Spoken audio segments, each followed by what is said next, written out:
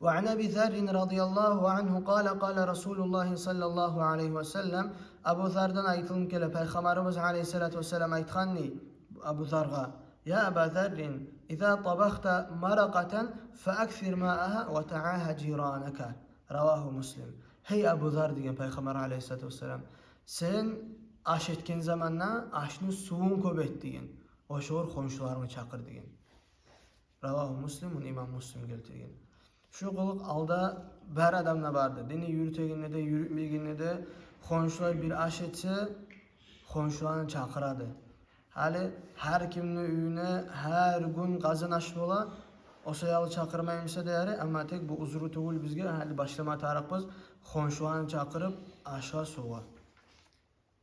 وفي رواية له başka rivayette عن أبي ذر رضي الله عنه قال Abu Zar radıyallahu anh aytgani inne halili sallallahu aleyhi ve sellem meni bek yuq kurdaşım Peygamber aleyhissalatu vesselam sıfatlagan avsani mağa vasiyet etti di.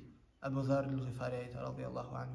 İza tabakta mirakan fa aksir ma'aha thumma anzur ahle beyti min ciranika fa asibuhu minha bi ma'rufin. Sen aş etken zamanla aşını suvun köbet. Son qara komşuların üyden mikenlip şolanı çakır, şolağa da bir azamsa da yaxşılıqla payın tigdir degan Peygamberimiz aleyhissalatu vesselam.